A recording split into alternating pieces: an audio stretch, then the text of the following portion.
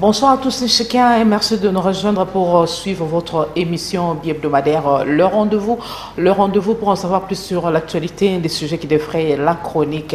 Alors pour ce numéro, nous avons le plaisir de recevoir et de nous entretenir en même temps avec Monsieur Claude Machala. Claude Machala qui est membre du bureau politique du PPRD. Avec lui, nous allons passer les 45 minutes en train d'échanger sur l'actualité. Je me répète. Bonsoir, maman. Merci d'avoir répondu à notre invitation. Pour nous autres, c'était un honneur. Ça fait un bail. Qu'est-ce que vous êtes devenu? Parlez-nous de vous. Et pourquoi pas du PPRD? La santé du parti, bien sûr. Moi, je suis toujours sous le drapeau du PPRD. Je veux dire, sous le drapeau du peuple. Et ce que je suis devenu, j'ai toujours été kabiliste. La fidélité paye. C'est-à-dire, le kabiliste permanent. Et nous sommes un peu comme une sorte de gardien du temple. Vous savez, il s'est passé trop de choses dans notre parti. Il s'est passé trop de choses autour de notre président national, c'est-à-dire l'ancien chef de l'État, Joseph Kabila Kabange, que je salue en passant. Et nous sommes là, et c'est nous la ceinture. Mais pour ne pas dire la dernière ceinture. Le parti, et il n'a jamais dérogé à la définition même de ce qu'un parti politique. C'est-à-dire, nous sommes pour la reconquête du pouvoir. Nous comptons l'exercer cette fois-ci sur base de tout ce que nous avons appris de par notre expérience. Vous savez, une des définitions de l'expérience, c'est la somme des erreurs. 18 ans quand même pour apprendre. 18 ans pour apprendre, c'est pas peu vraiment. Et qu'est-ce que justifie cette fidélité malgré les vents et marées? C'est un problème de conviction.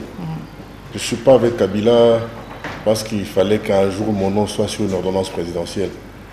J'ai été avec Kabila, c'est-à-dire j'ai commencé depuis, je peux dire, 1997, à l'entrée du musée, même bien avant cela, puisque vivant à l'étranger, nous étions déjà parmi ceux-là qui soutenaient le mouvement qui a fini par mettre de côté le maréchal Mobutu. Et c'est par conviction, je suis là, je ne suis pas un opportuniste, voilà. Je ne suis pas quelqu'un qui mérite le mépris. Et surtout qu'à chaque fois qu'il y a eu des départs, nous nous sommes rendus compte que personne parmi ceux-là qui sont partis n'a laissé de vide. Donc il était toujours possible de faire quelque chose. Vous avez dit pourquoi je suis toujours là, pourquoi je suis toujours fidèle malgré.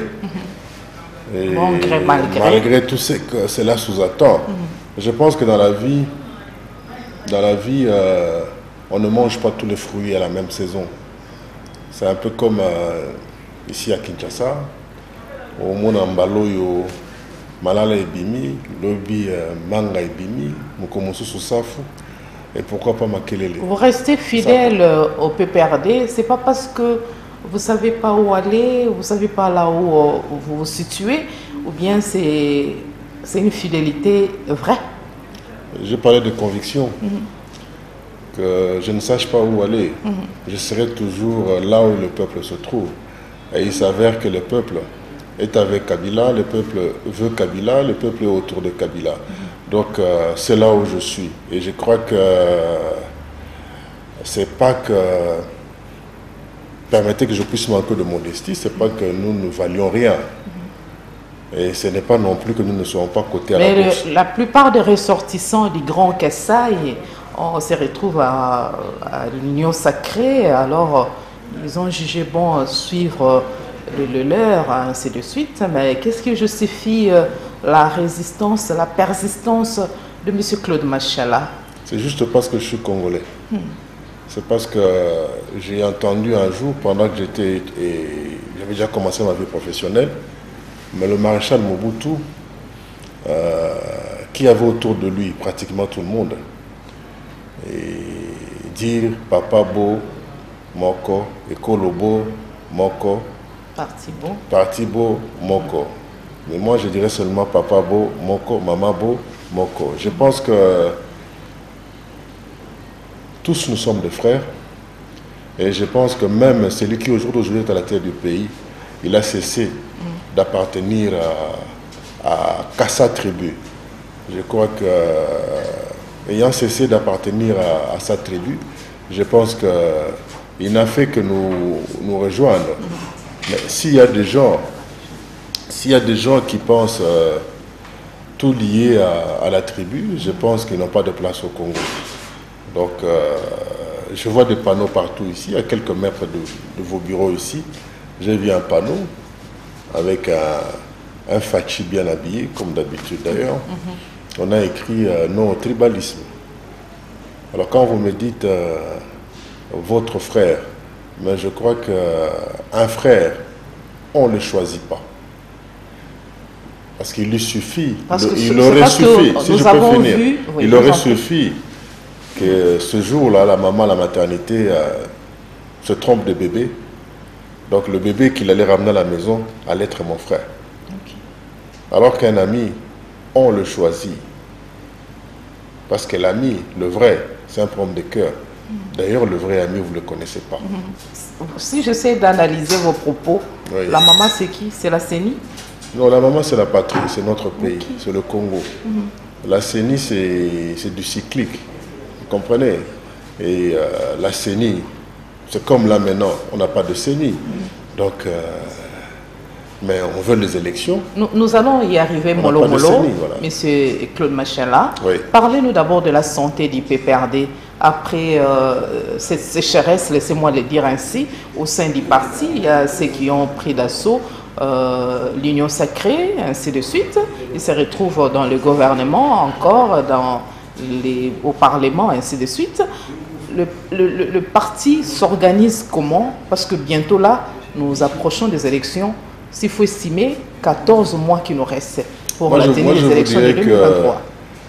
Malgré la transhumance, malgré tous ceux qui sont partis, ça n'a eu aucun impact. Je venais de vous dire que personne parmi ceux-là qui sont partis n'a laissé de vide. Au PPRD, que ce soit la porte d'entrée ou de sortie, elle demeure ouverte. Nul n'est indispensable, nul n'est incontournable. Vous êtes partis, ils sont partis. Nous avons juste eu affaire, pour nous autres, on a constaté qu'il y avait des gens qui, effectivement, autour de Kabila, n'étaient pas là pour aider le chef de l'État qu'il était à atteindre tous les objectifs qui s'étaient fixés. La crise au sein du PPRD, en tout cas, ça s'est fait sentir, mais c'est la crise, il n'y a pas de crise. Il n'y a pas de crise. C'est partout, il y a des hommes. Quand il s'agit de restructurer, quand il s'agit de redémarrer, il y a des gens qui essaient de se positionner. Et au jour d'aujourd'hui, comprenez qu'il y a les élections qui arrivent, il y a beaucoup d'enjeux, et ayant beaucoup appris de l'expérience que nous avons tous connue avec tous ces opportunistes et autres escrocs politiques qui pullulaient dans le couloir du PPRD, je pense que ce n'est que normal que les gens se posent des questions. Les gens se posent des questions de savoir, par exemple, si tel avait été jusqu'à ce niveau-là dans la stratification politique par rapport au PPRD, c'est parce qu'il était sponsorisé par X. Non, si et au jour d'aujourd'hui, que cette personne se retrouve de l'autre côté, qu'en pense son sponsor, qui pourtant continue à jurer fidélité dans nos rangs. Ça, c'est des questions que les gens se posent. C'est tout à fait normal. Le parti se porte comme doit. On le dit, un bon politicien, c'est celui qui est au pouvoir. C'est vrai ça, M. Claude? Un bon politicien, c'est celui qui est proche du pouvoir, qui ne se retrouve pas dans l'opposition. C'est vrai ça. Et pourquoi je parle d'une crise au sein du PPRD? Et c'est parce qu'on a senti ces derniers temps les politiciens de ce parti politique qui ont senti la Ngoma à l'époque, ils ont avalé leur langue, c'est un silence total, les interviews ils n'acceptent même pas, on ne sait pas, c'est un silence stratégique ou bien c'est un silence de faiblesse? Moi je ne sais pas, je suis du PPRD, je me retrouve en face de vous. Et jusque-là, on n'a pas encore eu à utiliser le langage de sourds, Donc, je dis ce que je pense, et c'est là haute voix. Vous avez pris quand même du temps, le mot d'ordre a été levé, je ne sais pas. Le PPRD est toujours là, il communique, mais n'oubliez pas que trop de communication tue la communication. Et nous n'allons pas nous comporter comme des vuvuzelas. Je pense que, de par le langage utilisé par notre propre chef, nous passons assez de messages. Et le message principal que passe le PPRD, c'est le Congo, la RDC avant tout. Voilà. Donc, silence, ça c'est à vous de nous le dire. Et nous sommes dans une opposition républicaine. On n'est pas là pour casser les transco. On n'est pas là pour brûler les biens d'autrui. On n'est pas là pour blesser les paisibles citoyens. On n'est pas là pour insulter tout le monde. C'est-à-dire que nous sommes dans la norme, nous sommes dans l'éthique, sous le joug de l'éthique. Donc on essaie un peu de faire l'opposition différemment de ceux-là qui est dans l'opposition. S'étaient comportés pire que les tifosi et les hooligans. Et même au pouvoir, ils n'ont pas perdu cet ADN-là, c'est ça? Parce que les élections sont proches, comme la CENI semble nous le dire. Tantôt là, vous avez dit que la CENI n'existait pas. Ça, ce sont les propos qui n'engagent que vous. Le PPRD se prépare comment par rapport aux élections? Ce scrutin-là qui pointe à l'horizon. Parce que vous devez quand même aussi arracher, vous représenter à tous les niveaux massivement, dans les deux chambres, arracher des postes consorts comme c'était à l'époque. Vous préparez en conséquence comment les élections approchent? Le parti cher à Joseph Kabila. J'aimerais d'abord vous rappeler que nous sommes de nature à nous comporter comme de vrais hommes d'État. C'est-à-dire que nous assumons. Et il y a peu, vous avez parlé de 18 ans. Jamais vous nous attendrez nous plaindre de la présence de certains Congolais qui, hier, mandataires de certains pays agresseurs, malgré qu'ils aient du sang sur la main jusqu'au coude, ils se retrouvèrent même dans l'espace présidentiel avec le fameux 1+4. Mais que ce soit le passif ou l'actif, nous l'assumons. Et vous parlez de la CENI. 18 ans, beaucoup de défis à relever. Nous avons pu faire ce que nous pouvions faire, nous n'avons pas tout fait. Vous savez, même Jésus-Christ en une vie, il n'eut pas sauvé tous les morts, comme il le fit pour Lazare. Et dans ce cimetière, là où il y avait Lazare, il y a eu des gens qui étaient morts le même jour que Lazare, que Jésus ne fit pas ressusciter. Parce que vous parlez de Jésus-Christ, mais lui, il n'a fait aucun mal. Hein? Donc il faut vous référer à Jésus. Non, il n'a fait aucun mal. Ce n'est pas ce que pensaient les grands prêtres de l'époque. Voilà. Parce qu'on dit que tout pouvoir vient de Dieu.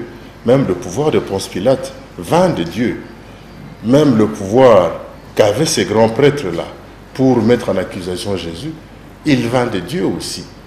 Même ce pouvoir que Ponce Pilate avait pour libérer que Barabbas, il vint de Dieu. Alors, j'en viens à la fameuse CENI dont vous avez parlé ici.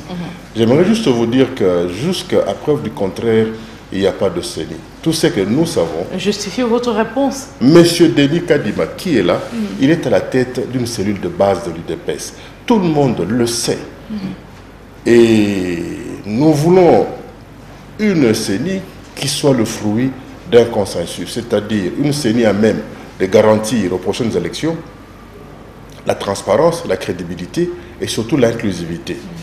Donc, tant que cela n'a pas été fait, on pense ne pas le faire, on pense faire le forcing, donc pour nous, la CENI n'existe pas. Monsieur Kadima, on le voit faire son théâtre. Mais c'était le credo aussi de l'époque, monsieur Claude Machala. On va revenir à ça. C'est le credo de l'époque, on parlait de... C'est facile. C'est facile de dire cela. Et dire que... Manipulé par Joseph Kabila, ainsi voilà, de suite. Et aujourd'hui, c'est le discours que vous aussi... Une CENI manipulée par Joseph Kabila. Mais voilà que ce n'est pas Emmanuel Ramazani Chadari qui est au palais de la Nation. C'est pour vous dire que apprenez à juger les gens, non pas par rapport à ce qu'ils disent, mais par rapport à ce qu'ils font.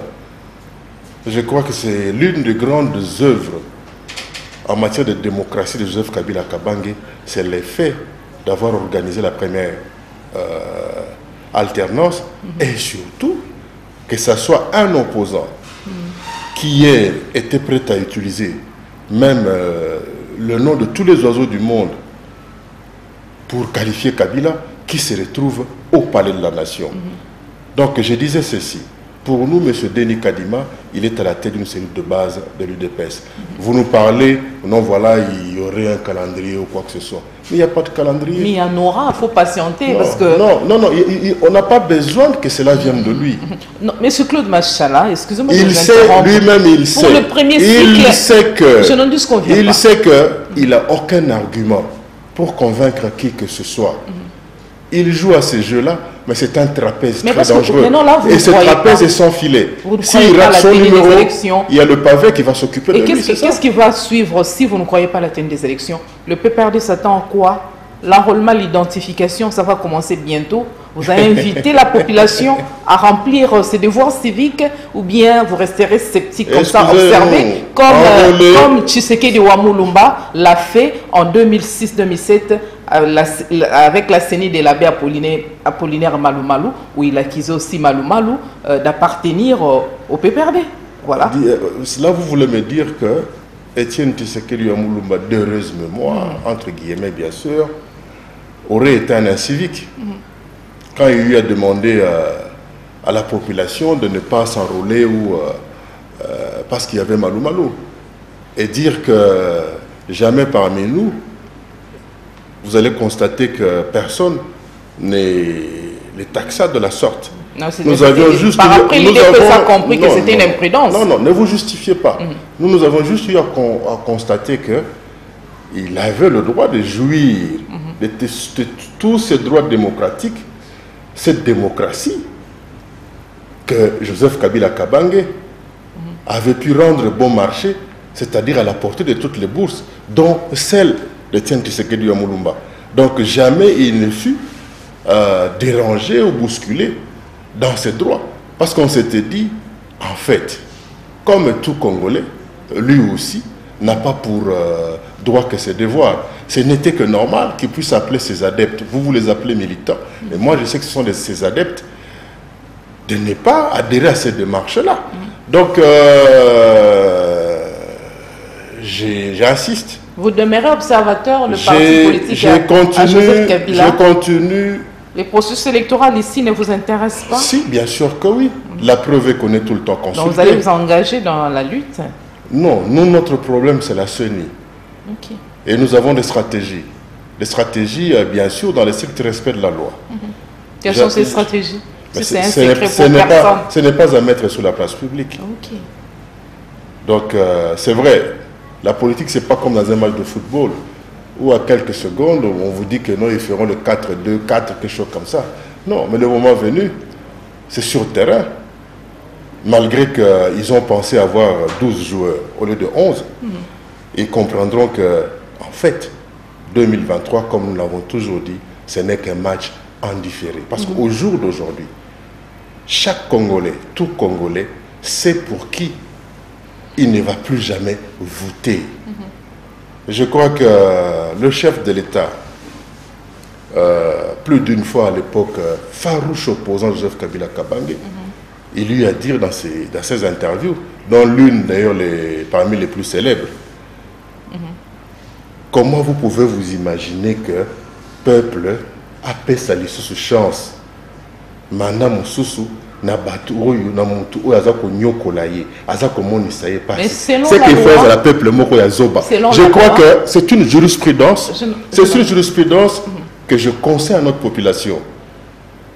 Que à Kibolo, à Ankoro, à Buta, à Ikela, ou encore à Ntsonantela ou à Sonabata, à Kisenso, à Nsangamamba ou à Kindibula, les gens doivent chaque fois se rappeler de cette jurisprudence. Parce que vous savez, nous sommes de bon. Monsieur Claude Machala, qui sera le candidat du PPRD aux élections de 2023? Parce qu'on sait que selon la loi, Kabila ne va pas se représenter encore. Mais voilà, maintenant cette propagande. Qui sera les candidats? Ça, c'est une propagande de caniveau. On a tous été à l'école. Vous savez, Joseph Kabila Kabange, c'est un sénateur.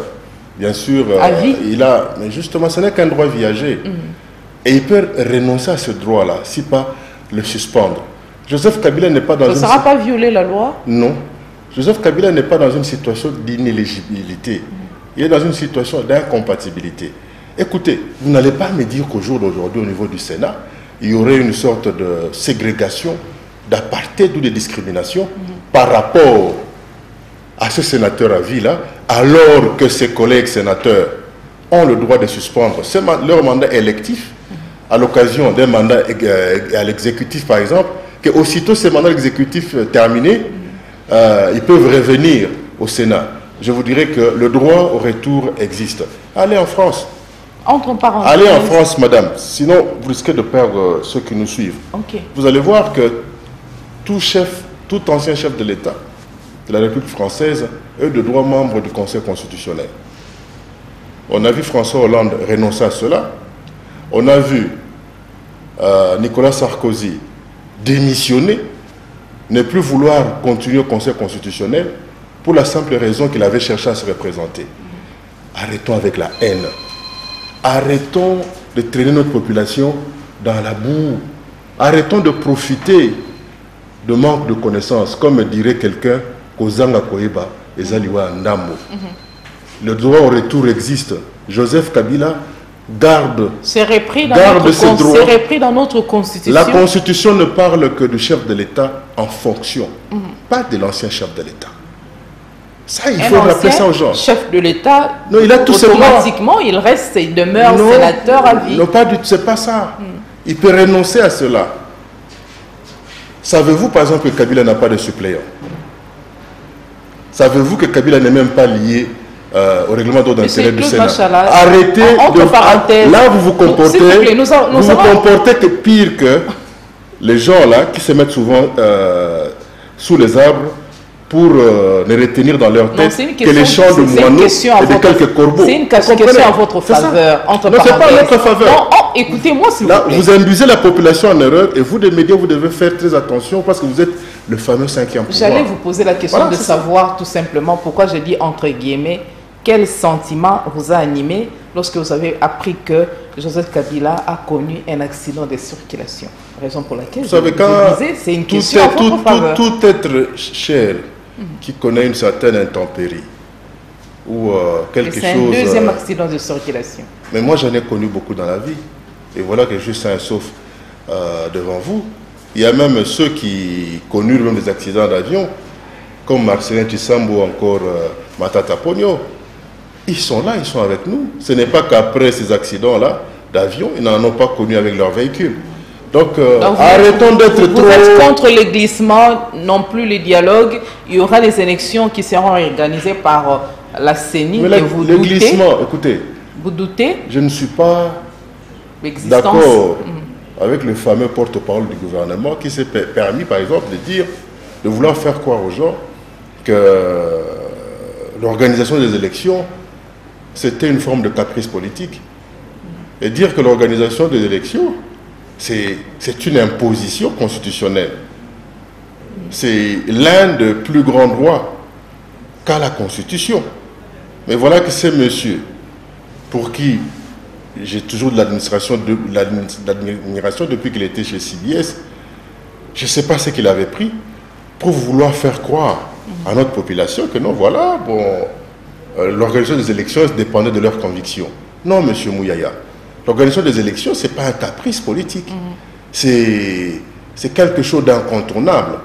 C'est même ça qui a de plus intègre dans notre Constitution. Mais si les conditions ne sont pas réunies, comme par exemple, on peut changer de chapitre directement, parler directement de la situation à l'est de la RDC qui demeure très critique, les affrontements ont repris, il y a le foyer de tension entre le FARDC et les M23, ainsi de suite. Est-ce que ça risque pas de compromettre la tenue des élections? Il faut tenir compte de ça. Écoutez, à la remise et reprise... À Kwamuntu également, ça brûle toujours. Alors, à la remise et reprise entre Joseph Kabila et son successeur, je crois que c'est un Congo entier qu'on remis entre les mains de Fachi.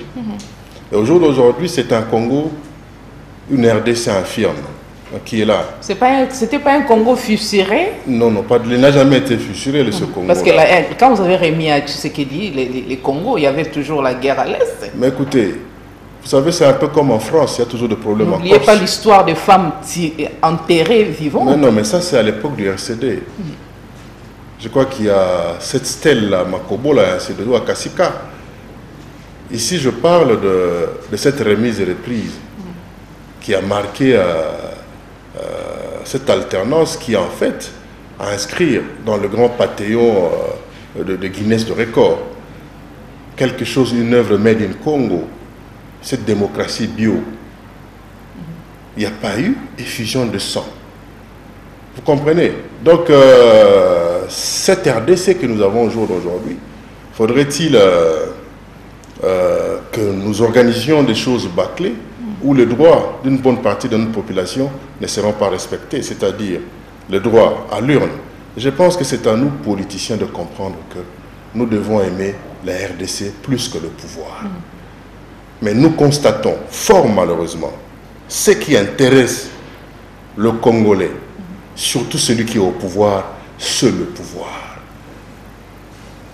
Et quand bien même on a échoué, on se dit non, on a plusieurs tours dans la Manche ou dans les Manches, et que prochainement, malgré le remis-ménage au sein de l'armée, malgré les différentes réformes, malgré les efforts déployés jusqu'à maintenant, les efforts diplomatiques pour instaurer la paix à l'est de la République démocratique du Congo. Vous savez, ce dossier-là de Rwandais, des Ougandais, tout ce que vous voulez là, c'est un dossier assez délicat, maman. Je vais vous renvoyer à Léon de Saint-Moulin, qui nous a tous appris que le territoire de la RDC est occupé par 5 populations. Les Pygmées, les Sémi-Bantous, les Bantous, les Nilotiques, au sein desquels il y a le Tutsi, et puis les Soudanais. Et vous allez voir que tous les Bazombo ne sont pas congolais. Tous les Ngwandi ne sont pas que centrafricains. Tous les Bateke ne sont pas que gabonais, puisqu'il y en a à Kinshasa. Tous les Baluba ne sont pas que congolais. Autant tous les Baluba ne sont pas que congolais, autant tous les Tutsis ne sont pas que rwandais. Nous sommes en train de jouer le jeu du polpotiste Paul Kagame. La rwandophobie. La rwandophobie. Écoutez, vous avez parlé de Kwamut. C'est le conflit entre les Yaka et les Teke. Alors imaginez-vous... Les conflits communautaires. Voilà, imaginez-vous que les Bateke du Gabon, qui projetteraient de venir à la rescousse de Bateke de la RDC. Vous innocentez. S'il vous plaît. Et les Yaka, qui sont en Angola, qui sont vers Moussumba jusqu'en Zambie, projetteraient aussi venir soutenir leurs frères. Je crois que la balkanisation telle qu'elle avait été présentée par Lumumba et telle qu'elle a eu à l'expliciter Joseph Kabila Kabange dans l'un de ses discours à l'occasion d'un des congrès sur l'état de la nation au palais du peuple, il lui a dit que a démontré la stratégie qu'avaient les ennemis de la RDC. Créer plusieurs foyers de tension pour faciliter la balkanisation. Vous avez parlé de l'armée qui serait infiltrée. Je crois que nous devons faire très attention en ce moment-ci où nos forces armées sont en train de réaliser des prouesses sur le terrain et chercher à mettre sur la table de choses qui pourraient ressembler à des faiblesses. Ça vous inspire quoi, la réalité de l'Est de la RDC, surtout l'occupation de Bunagana? Il y a un complot qui est organisé par les Nations Unies. Et la communauté internationale utilise des acteurs satellites, un peu comme l'Ouganda et le Rwanda eurent à utiliser le MLC pour la même besogne. La communauté internationale, mais je vais le prouver, et il y a peu on a vu Monsieur Guterres, something like, le secrétaire général des Nations Unies, parlant du M23, il nous a fait croire que le M23 c'était une armée. Or, quand on parle armée, on parle d'un territoire, d'un pays. le M23 une armée. De quel pays? Et ce monsieur s'est permis, toute honte but, aidé par l'escroquerie, dont il jouirait sûrement au niveau des Nations Unies, que voilà, cette armée, entre guillemets, du M23, détiendrait un armement que même la MONUSCO n'a pas. Et dire que la MONUSCO, cette bande de braconniers, aventuriers et touristes armés, coûterait à la communauté internationale par année plus d'1,5 milliard. Et pendant autant d'années, plus de 20 ans, ces aventuriers n'ont pas su avoir un armement conséquent. Ça, c'est de un. De deux, on nous a parlé de l'UEAC. On adhère à l'UEAC. Notre chef d'État se précipite à annoncer que non, voilà, ça c'est juste pour parler de Bunagana. La mutualisation des forces. Voilà, et que la force kenyane passerait par Bunagana. On s'est tous dit, ça y est, Bunagana sera libéré. Quelques jours après, ce n'est plus par Bunagana que cette force-là passe, elle passe par Ishasha.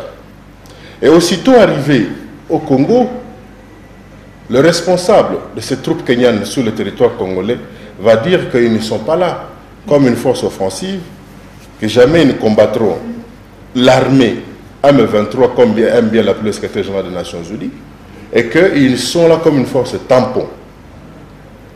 Une force tampon entre deux armées, c'est-à-dire une armée nationale et une armée voulue et créée par les Nations Unies. Mais madame, quand on parle de la balkanisation, c'est-à-dire les troupes kenyanes en RDC, ils sont là pour aider à ce que ceux qui planifient ou ceux qui planifiaient la balkanisation du Congo puissent commencer à dessiner une frontière. C'est-à-dire, Bunagana. C'est bien beau de constater tout ça, mais la crise de l'Est a commencé depuis l'entrée de l'AFDEL. La crise de l'Est, ce n'est pas avec l'AFDEL. Je crois que l'opération turquoise, avec les génocides rwandais, c'est en 1994, qu'on a vu l'entrée massive de ces Hutus, ainsi de suite, de ceux qui étaient avec Abiyarimana au pouvoir, entrer sur notre territoire. Tout est parti de là, madame.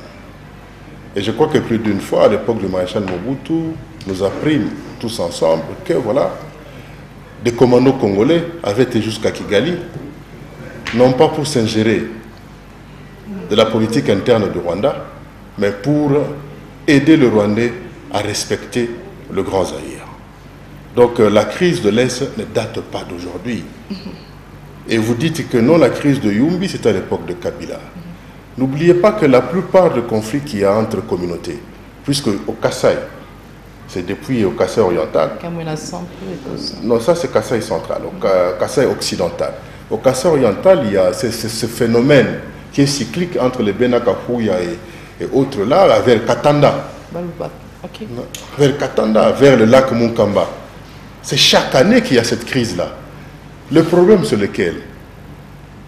Vous allez voir qu'il y a des causes lointaines dans la plupart des conflits qui opposent ces communautés-là.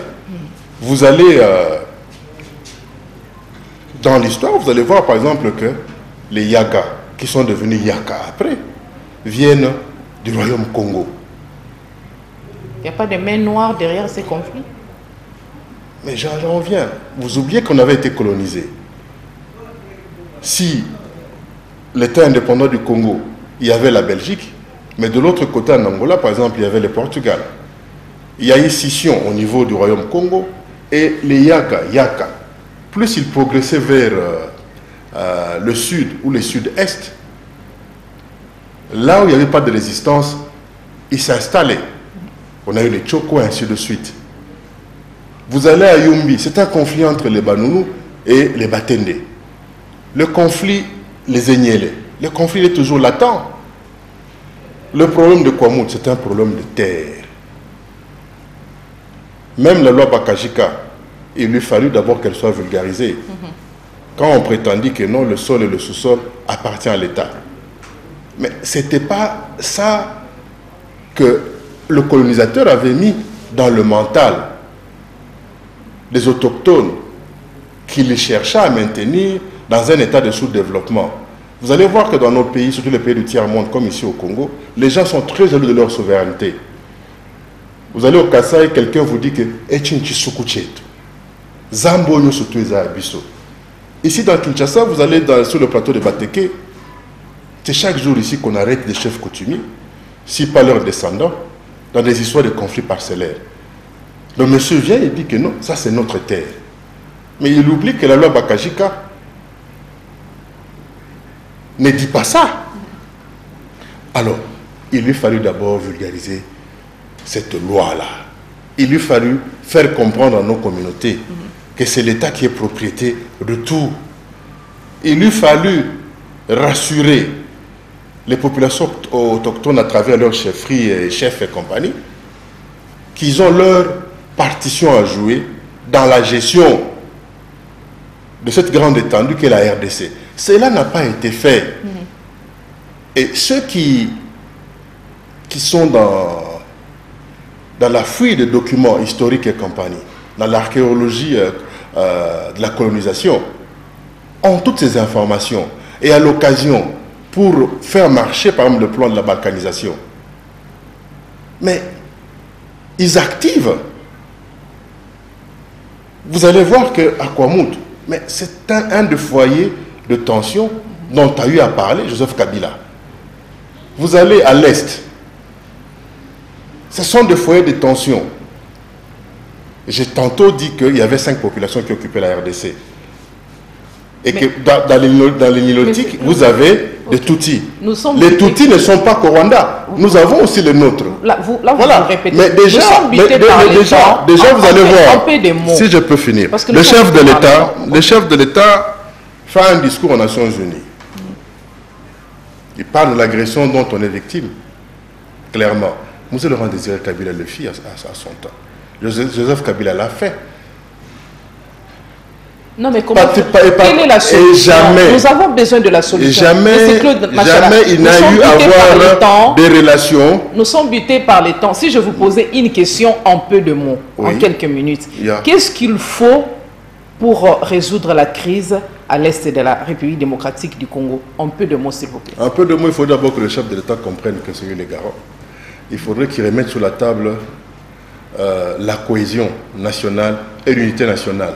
Puisque pour le moment, il s'avère que notre ennemi constate que nous sommes divisés, il n'y a pas de cohésion. Dans notre pays, pour le moment, tout a été politisé. Tout a été politisé. Au point que le chef de l'État, malgré tous ces beaux discours qu'il fait, malgré toute la bonne foi qu'il a, il est en train de se perdre pour rien. La priorité devait d'abord être la réhabilitation, la reconstruction de la cohésion nationale, l'unité. Le plus grand défi qu'il a, certes, c'est la réalisation de toutes ces promesses que son parti, à travers son père, a eu à donner au peuple. Mais il ne faudrait pas qu'on finisse, qu'il nous donne l'impression de donner raison à un des grands politiciens de ce pays, Cléophas Kamita Toumassamba, si je peux me permettre de citer son nom, qui a déclaré qu'en politique, les promesses n'engagent que ceux qui les prennent et non ceux qui les donnent. Le défi majeur ici, c'est quoi? Non seulement reconstruire la cohésion, réhabiliter l'unité nationale, mais il a un nom qui doit pérenniser. Et dans le bon. Mais il ne lui faut pas un second mandat pour pas nécessairement. À réaliser ses promesses. Pas nécessairement. Vous avez fait 18 ans à la tête de ces pays. Et alors? À peine 5 ans, il ne saura pas quand même mais madame, faire en tout à la politique, fois. apprenez à ne jamais compter du bout de vos doigts. On ne compte pas en politique du bout de doigts. Vous avez fait 3 mandats. Et qui a fait 3 mandats? Les PPRD. Qui a fait les 3 mandats? Kabila a fait 3 mandats. Et le PPRD a été créé quand? Et le 1+4, madame. Ça, vous n'en parlez pas? Mais là, je dis ça parce que là, les pays, il y a eu des gens qui ont quitté. Les pays étaient toujours plongés dans les chaos. Non, la population ne mangeait pas à sa faim. Il n'y avait pas du courant électrique, il n'y avait pas de l'eau potable. Dans les coins et recoins de la capitale Kinshasa. Et au jour d'aujourd'hui, allez dans des coins reculés. Allez dans la périphérie de Kinshasa. A pris ces pays dans quel état? Madame, vous pensez qu'avec ce discours-là, avec un micro-baladeur, vous pourrez faire plus de 1 kilomètre à l'aise, à Tchangou, à 17h. Ou encore sous le rond-point Victoire. Non, parce que le Premier ministre Sama Lokonde, dans son discours bilan, il a évalué, il a bien relevé, il signifie qu'il y a beaucoup de défis qui restent à relever. Il a bien reconnu. Alors je me dis, est-ce que le PPRD, vous êtes aujourd'hui dans l'opposition républicaine, comme vous l'avez semblé le dire, mais les pays, tous stagnent, les pays ne décollent pas. Madame, il faut changer de stratégie. Madame, je sais que même au sein de l'Union sacrée de la nation, il y a des ça va pas. Mais l'Union sacrée, c'est quoi en fait? Il y a des en fait, parlant de l'Union sacrée, il y a un climat de conflit. Parlant de l'Union sacrée. L'Union sacrée risque. Vous savez, j'étais sidéré que le porte-parole du bureau politique, par exemple, du M23, puisse déclarer haut et fort qu'il serait membre du M23. Et pourtant, j'ai toujours dit et conseillé au chef de l'État d'organiser une voirie. Autant Jean-Tini Ngobila nous parle de Kin Bopeto, il faudrait aussi qu'au niveau de l'Union sacrée, on parle de politique Bopeto. Qu'est fait le M23 au niveau de l'Union sacrée? Voilà. Mais là, vous me dites que le Premier ministre, je crois que celui-là serait homme d'État. Parce que quand il était au FCC, c'était un homme d'État. La preuve que lui a démissionné, quand il a vu qu'il y avait un certain déviationnisme. Ce monsieur va vous parler de performances économiques qui sont sans dividende social. Et il en est fier. Et on constate que par performance économique, c'est le nombre de kilos qu'il a pris voilà. Depuis qu'il est Premier ministre. Voilà. C'est ça les performances économiques ou sociales. PPRD, perspective à venir. Qu'est-ce que vous protégez, vous projetez parce que vous comptez reconquérir ces pays. Nous sommes presque à la fin.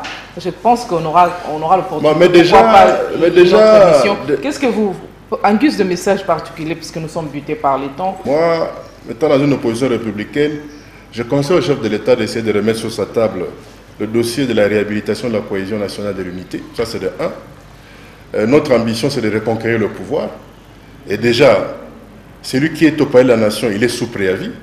Nous lui conseillerons de gentiment et calmement et en toute responsabilité de commencer à faire ses valises, puisque en janvier 2024, la RDC a hâte de vivre la deuxième alternance à l'occasion de l'entrée au Sénat du deuxième sénateur à vie. Voilà, c'était un plaisir énorme de changer avec M. Claude Machala, membre du bureau politique du PPRD. Je pense que nous avons atterri en douceur. Hein.